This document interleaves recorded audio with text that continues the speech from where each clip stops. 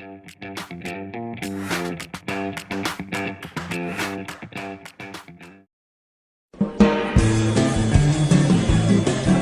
everyone, and welcome to English Pod. My name is Marco.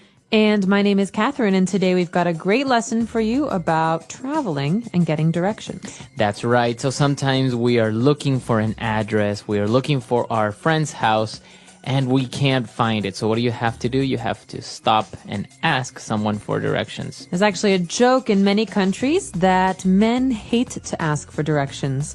And so this is kind of the women's approach, asking and getting directions and finally finding your way. So it's a good thing. That's a very good thing. So we're going to jump right into the dialogue. Let's see what happens here and if they can find the place they're looking for.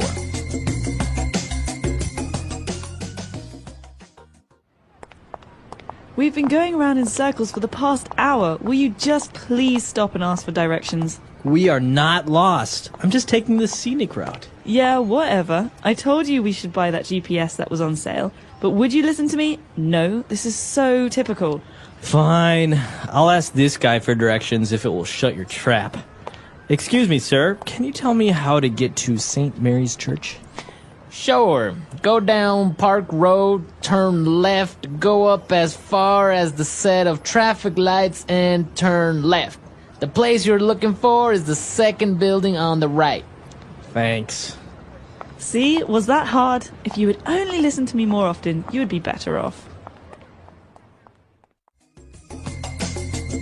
All right, we're back. So, well, the woman was obviously a little bit angry that the guy refused to admit that he was lost. That's right. She's very frustrated, and this has been in movies and in books and all sorts of things, this kind of story of the man not wanting to ask for directions. Mm-hmm. And so he keeps saying, listen, I've got these excuses. I'm taking the scenic route, for example. That's right, and that's our first word for today on Language Takeaway.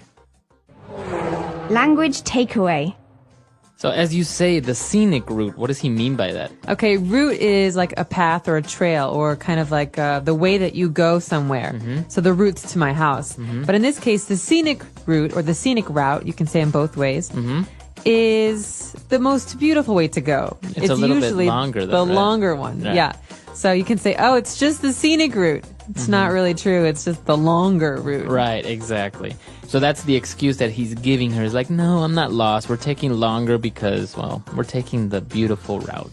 Right, with all the trees and the animals and the lakes. Nah, I don't buy it. I don't believe this. That's right. And she said, yeah, whatever. You know what? We need a GPS. Okay, GPS, Global Positioning System. So many people have these in their cars these days. This is like an electronic map that will use your location to show you where to go. Mm-hmm. It's very useful, and especially in places like the United States that have streets that are clearly marked, and it's just a little bit easier to get around. You know, you can just get in your car, type in the address you want to go to, and the thing talks to you. It says, turn left, go straight, turn right. Creepy. So this is a very useful device. It's like a computer that you use in your computer, a GPS. Mm-hmm. All right, so she's talking about the GPS, and then at the end of that line, she says, this is so typical. So what? Getting lost. All right, getting lost is so typical. Mm-hmm. So something that is typical is common. Because this is so normal. This is so typical. This is so something you normally do. So what other examples could we give with the word typical? Something that is typical. Okay, well, you can have a behavior like this. What he did was typical. We can also say, in my typical Saturday, I wake up late and drink a coffee and take a nap. Okay, cool. So it's common, it's regular, it's frequent maybe. That's right. Or, you know, you go out to dinner and your friend is late. You say, oh, this is so typical of him. Right, he's always late. Okay, very good. All right, and we have one last set of words here. And when the guy was giving him instructions, he said, you know what? Go left, go right, whatever. And then he said, until you reach the set of traffic lights. So what is a traffic light? Well, you know what a light is. Mm-hmm. You know what traffic is. Traffic is cars driving on the road, trucks, things like that. So traffic light is a special light with 3 colors, red, yellow, and green. Mm-hmm. And it tells you if you can stop or go. So they're also called stoplights, right? That's right.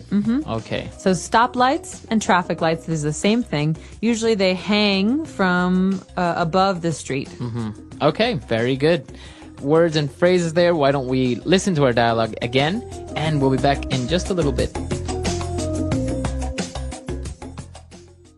We've been going around in circles for the past hour. Will you just please stop and ask for directions? We are not lost. I'm just taking the scenic route. Yeah, whatever. I told you we should buy that GPS that was on sale. But would you listen to me? No, this is so typical. Fine. I'll ask this guy for directions if it will shut your trap. Excuse me, sir. Can you tell me how to get to St. Mary's Church? Sure. Go down Park Road, turn left, go up as far as the set of traffic lights, and turn left. The place you're looking for is the second building on the right. Thanks. See, was that hard? If you would only listen to me more often, you would be better off. All right, so we've got some great phrases coming up in Fluency Builder. Fluency Builder. So the first phrase that we're going to look at is what the wife said at the very beginning. She said, "We have been going around in circles for the past hour." Going around in circles. So we could say we've been driving in circles. In circles means you've been making the same route over and over and over again. You keep seeing the same house, the same tree, the same house, the same tree. So this means we're not going anywhere. You could also say, "Oh, Marco, I wish you had brought the map. We've been walking in circles for 2 hours." Okay, cool. Right. So you can use it if you're driving or if you're walking in any situation like that. Exactly. Okay, good. All right, so going around in circles. Now, moving on, the guy was a little bit irritated with her, and he said something that's a little bit impolite. He said, "You know what? I'm going to ask for directions if it will shut your trap." Impolite. This is rude. This is rude. Yeah, this is very rude. So be careful when you use this. You can say, "Hey, shut your trap." Okay, so shut means to close. But trap, this is your mouth. Okay. So your mouth is a trap. It's kind of like a trap. In this case, shut your trap is a set phrase, and it means shut up. Be quiet. Okay. Stop talking. So how can we say this in a nicer way? For example, I've heard people say your yap. Shut your yap. Yeah, shut your yapper. I would say, can you please stop talking, or can we have some quiet time now? Can we have some quiet time? Yeah, that's a polite way. The rude way is shut up. Shut up. Yeah. Shut your mouth. That's very direct though, right? Very Yeah. rude. Yeah, that's right. Okay. So shut your trap. Shut your trap. And then the wife said, "Well, see, there you go. We got directions. We're going to get there now. And was that hard? If you would only listen to me more often, you would be better off." So the guy would be better off. That doesn't really make much sense. To be better off. Okay, so you have to think of this as a phrase, not about the individual words.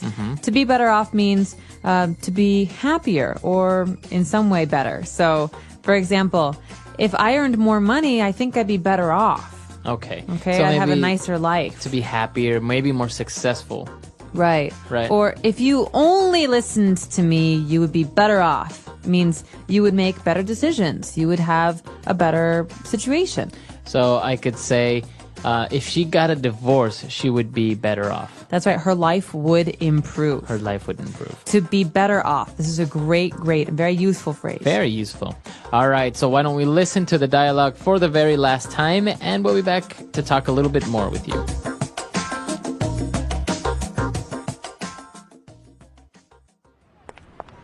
We've been going around in circles for the past hour. Will you just please stop and ask for directions? We are not lost. I'm just taking the scenic route. Yeah, whatever. I told you we should buy that GPS that was on sale. But would you listen to me? No, this is so typical.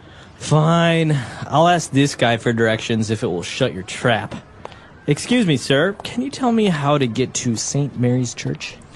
Sure. Go down Park Road, turn left, go up as far as the set of traffic lights, and turn left. The place you're looking for is the second building on the right. Thanks. See, was that hard? If you would only listen to me more often, you would be better off.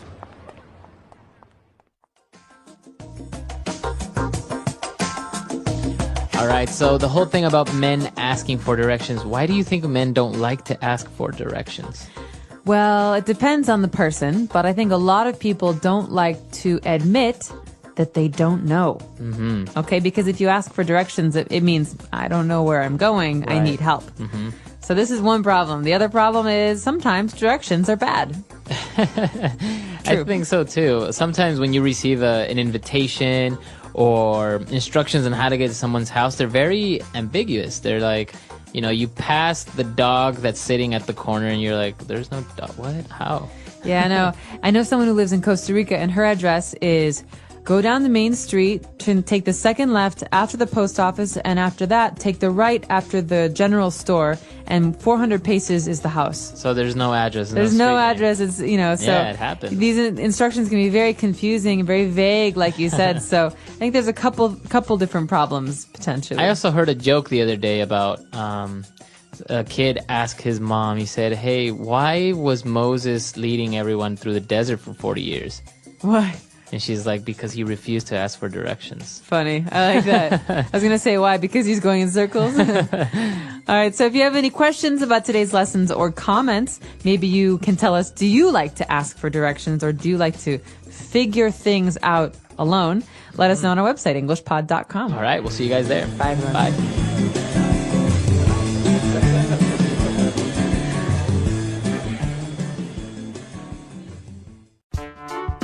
The English Pod Audio Review. Listen to the meaning, then say the vocabulary word. Having, get to. An instruction leading to a place or point.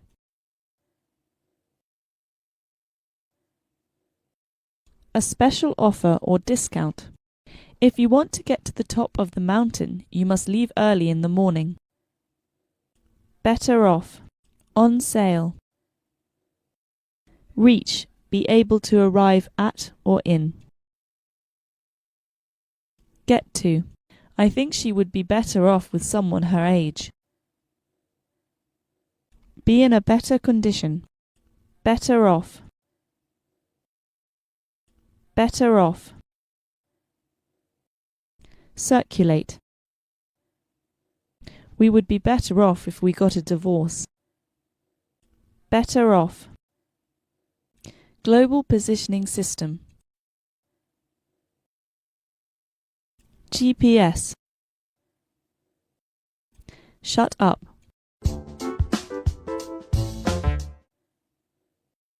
A special offer or discount. On sale. Shut up. Shut your trap. Global Positioning System. GPS. Having the usual characteristics of. Typical. Circulate. Go around. Reach, be able to arrive at or in. Get to. Be in a better condition. Better off. An instruction leading to a place or point. Direction. Now say the word and hear it in a sentence. Direction. I need walking directions to your house. Direction.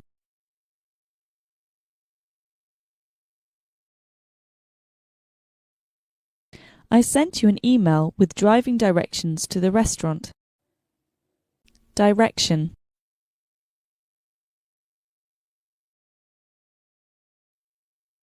The directions you sent me were wrong. I couldn't find the house. Typical.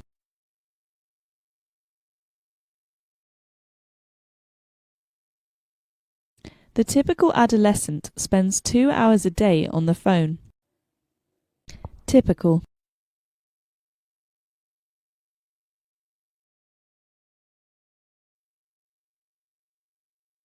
A typical diet consists of a light breakfast, a big lunch, and small dinner. Typical.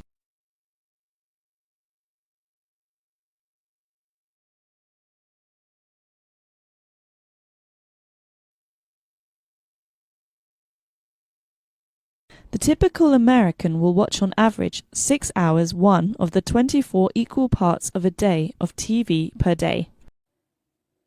On sale.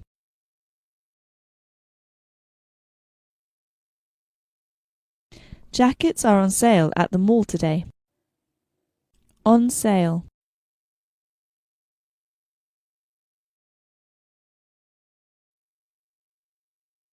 I wanted to buy some shoes that were on sale, but I didn't have any money.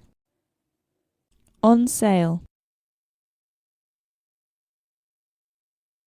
All items in this shop are on sale. Get to. I need to get to a hospital ASAP. Get to.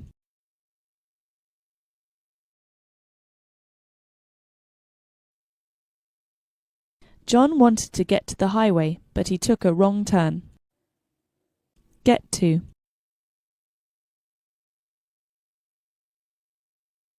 If you want to get to the top of the mountain, you must leave early in the morning. Better off. I think she would be better off with someone her age. Better off. We would be better off if we got a divorce. Better off.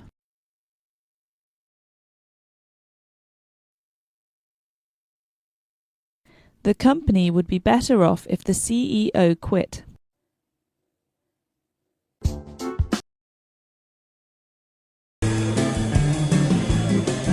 Hello, everyone, and welcome back to English Pod. My name is Marco. And my name is Catherine, and we've got a great lesson for you today. What level is this, Marco? This is an elementary lesson, and we're going to be touching one of these medical topics. Today, we're going to talk about chickenpox.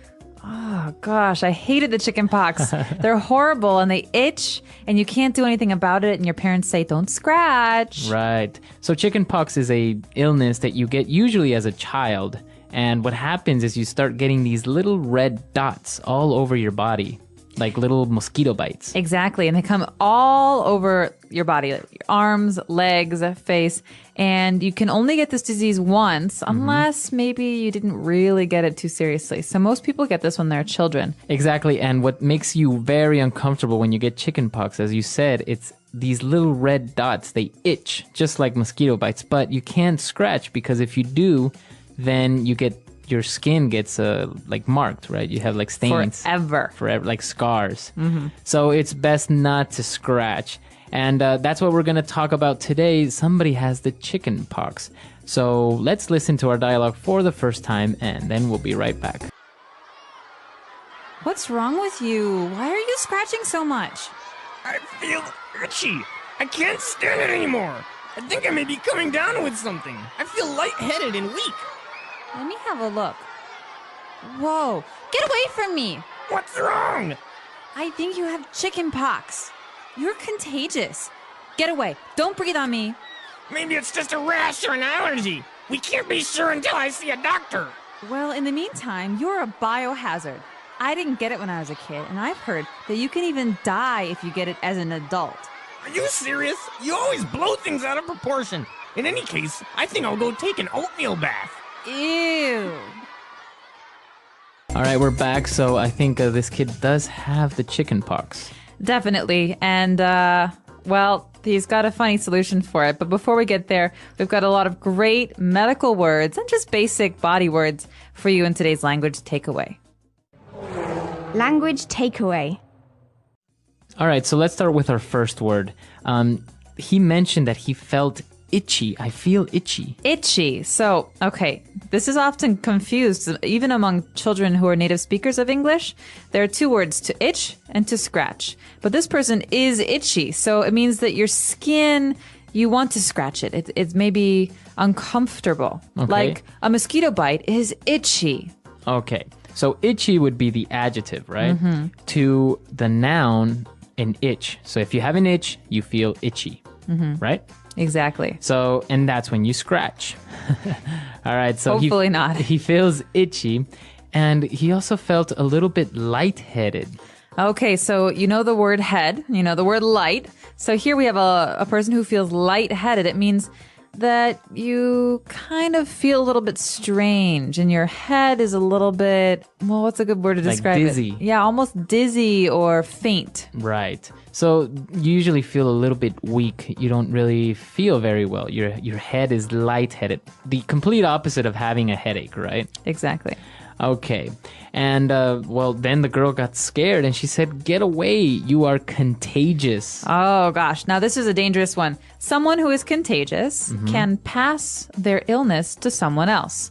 So, for example, the flu is very contagious. And if I have the flu, Marco doesn't want me to, come over and touch all of Sneeze his on stuff top of and me. sneeze and cough into his food. Right. Exactly. So that's contagious. It's an adjective, and that means that you easily pass your illness to another person. Exactly. All right, so why don't we take a look at a couple of different examples using this word contagious. Example 1. Don't get near me. Chickenpox are very contagious. Example 2. The sickness that is going around the office is very contagious. Example 3. H1N1 flu is very contagious. All right, so you want to avoid contagious people, but you might also want to avoid people who have this next word. It's called a rash. A rash, exactly. So why do you want to avoid people who have a rash? Well, they might have a contagious rash. Who knows? But you can get a rash for a number of different reasons. A rash is just basically a part of your skin that becomes irritated or uncomfortable, and sometimes it turns red or pink. Exactly. So, as you said, it happens for different reasons. Sometimes you maybe have bad seafood in your skin and you start to have rashes all over your body. Other times you can touch some plants that are dangerous, like poison ivy or poison oak. And then you get a big rash. And our last word for today is a little bit dramatic. She called him a biohazard. Biohazard. Well, let's take a look at these words individually. The first word, bio, comes from the word biology. So that's something that is alive, an animal, a plant, or person. And hazard is something that is dangerous. So a biohazard is something that's alive that's dangerous. Right. Or that's dangerous towards a living person, right? Or organism. For example, you don't want to be near an area that has a lot of radiation. It's a biohazard. Exactly. Or some of these diseases like Ebola virus. These are very dangerous towards living things. And so biohazard is the name for it. Exactly. And usually there's a symbol, a very clear symbol that kind of looks like a triangle and it's red. And even in movies, it's appeared, right? I think in that movie. Yellow. It's red or yellow. Yeah, sometimes both. All right, so biohazard. I think we've taken a look at a lot of words, so why don't we listen to this dialogue again? Let's slow it down a little bit, see if we can understand a little bit more. What's wrong with you? Why are you scratching so much? I feel itchy. I can't stand it anymore. I think I may be coming down with something. I feel lightheaded and weak. Let me have a look. Whoa. Get away from me. What's wrong? I think you have the chickenpox. You're contagious. Get away. Don't breathe on me. Maybe it's just a rash or an allergy. We can't be sure until I see a doctor. Well, in the meantime, you are a biohazard. I didn't get it when I was a kid, and I've heard that you can even die if you get it as an adult. Are you serious? You always blow things out of proportion. In any case, I think I'll go take an oatmeal bath. Ew. All right, we're back. So now why don't we take a look at Fluency Builder and start taking a look at all these phrases. Fluency Builder. Well, the first one is something that we often say when we're starting to feel ill. This phrase is coming down with. So I could say, I think I'm coming down with a cold, for example. So basically you say, I'm coming down with something. So a cold, or I think I'm coming down with the flu. So you're saying that I think I'm getting ill? Exactly. It means I'm just starting to feel sick. And so you could say, I've had a cold for a week. You wouldn't use the phrase I'm coming down with in this Right. situation. You'd only use it when you're starting to feel sick. Very good. So you could ask your boss, I think I'm coming down with the flu. Can I go home early? Right. And I think this is a very useful phrase. It's very natural to say. So why don't we listen to a couple of other examples? Example 1. Honey, will you take my temperature? I think I'm coming down with something. Example 2. You must be coming down with a cold. Example 3. Tommy came down with the flu. All right. So coming down with the flu, coming down with a cough, etc. All right. What's our next phrase? Well, this one's great. It's a filler phrase. So, in the meantime. In the meantime. So I could say, all right, I'm going to go cook dinner. In the meantime, Marco, can you please clear the table? Okay. So while you are cooking dinner, I am doing something else. I'm cleaning the table. So two things happening at the same time. In the meantime. Very good. So it's a filler, you say? Because usually it follows another phrase. So I'm going to be doing this report for a while. In the meantime, can you just wait here on the sofa, please? Okay. Very good. So in the meantime. So you're connecting two different actions, two different ideas. Exactly. Very good. In the meantime. And what about our last phrase? All right. There are some people who really like to do this, and I might be one of them. It's called to blow things out of proportion. All right. And you're going to hear this phrase a lot with native English speakers. And so to blow things out of proportion, well, it pretty much means that you're exaggerating or you're making a really big deal out of something that's not very serious. So, for example, if you come over to my house and you break a glass and I start freaking out and yelling at you because you broke my glass. I say, Marco, you're blowing things out of proportion. I'll just buy you a new one. It's not that serious. All right, so don't exaggerate, right? Right. So, oftentimes you feel like this with siblings, spouses, or bosses who react very seriously. So you can say, "Hey, stop yelling! Like you're blowing things out of proportion. This is not a really big deal." Exactly. All right.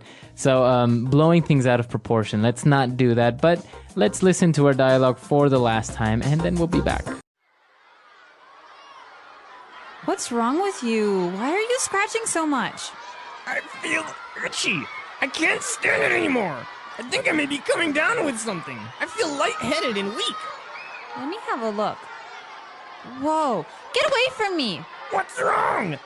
I think you have chickenpox. You're contagious. Get away. Don't breathe on me. Maybe it's just a rash or an allergy. We can't be sure until I see a doctor. Well, in the meantime, you're a biohazard. I didn't get it when I was a kid, and I've heard that you can even die if you get it as an adult. Are you serious? You always blow things out of proportion. In any case, I think I'll go take an oatmeal bath. Ew.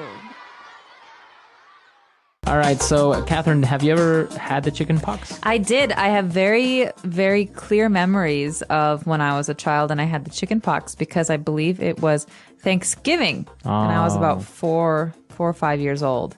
And I didn't have an appetite, so I was not hungry. And all I could do was itch and drink. And so I still have little scars, like you mentioned, from where I couldn't stop myself from scratching my little marks. Right. And, well, why does the little boy say that he's going to go take a oatmeal bath?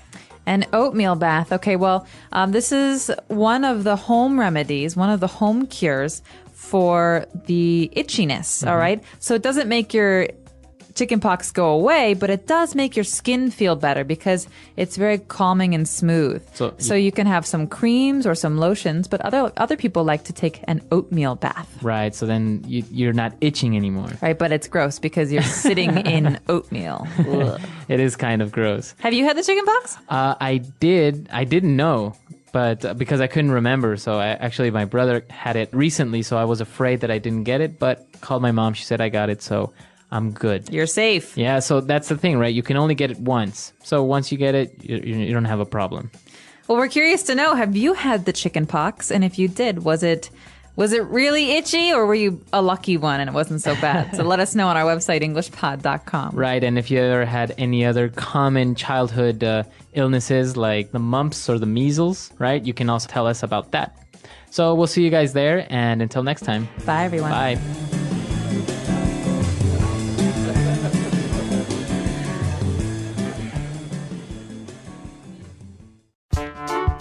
The English Pod Audio Review.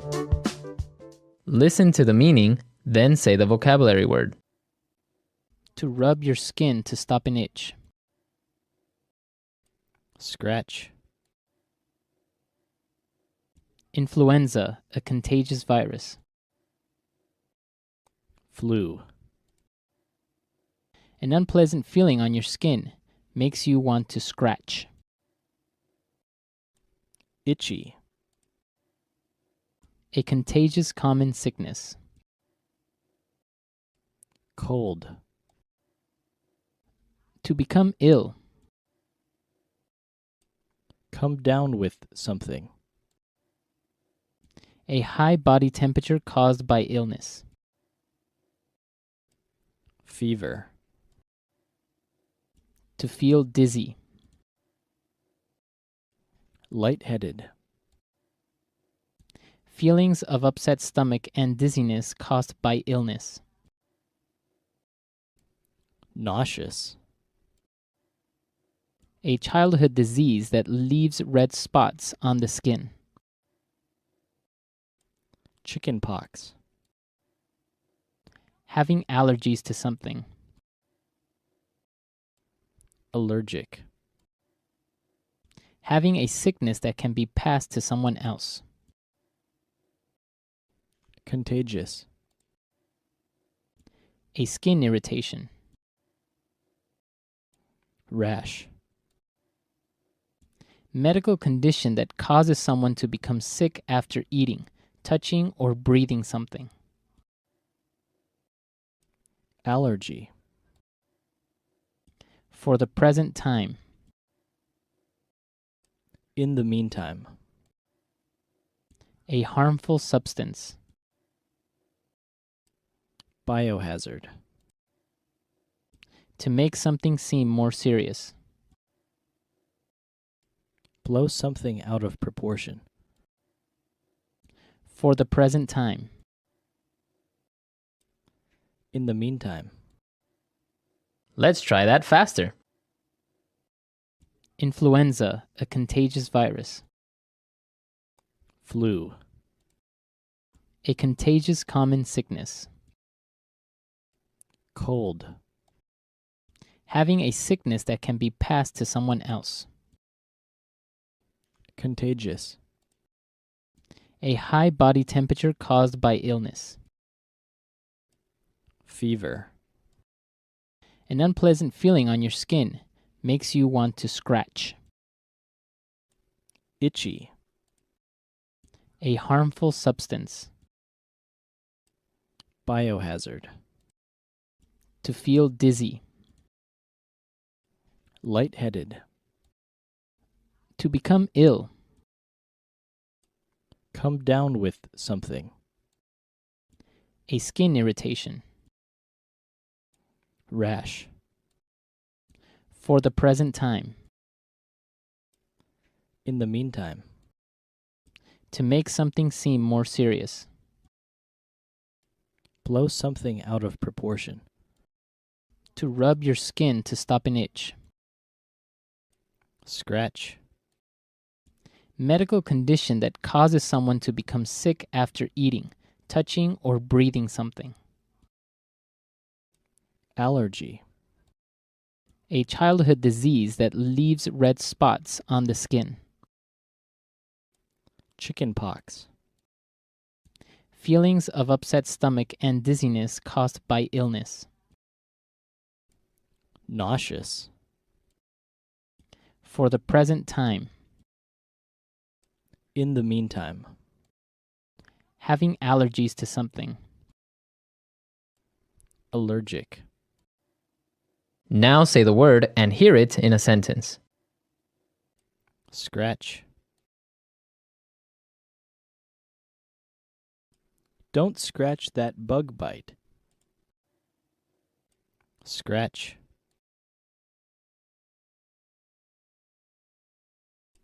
That cat just scratched me. Scratch.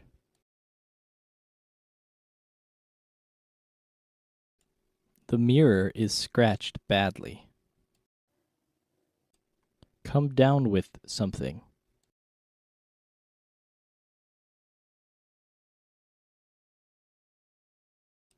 Honey, will you take my temperature? I think I'm coming down with something. Come down with something.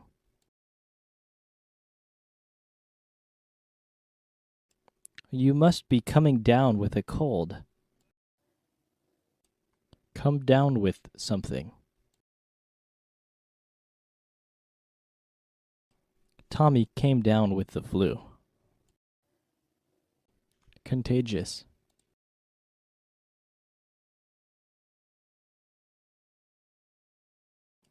Don't get near me. Chickenpox are very contagious. Contagious.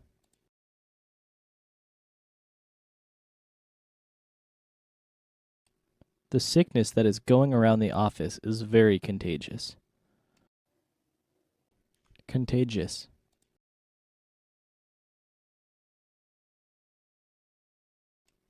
H1N1 flu is very contagious. Allergy.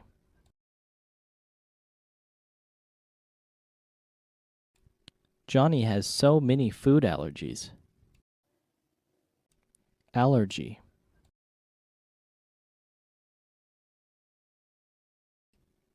I think I am allergic to your cat. Allergy.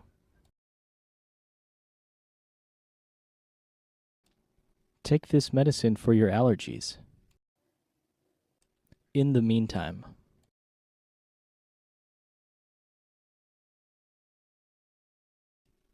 I'll take the trash out.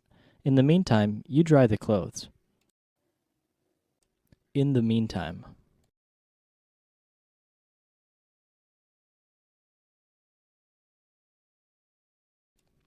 He is still waiting for the test results. In the meantime, he is trying to find a job. In the meantime.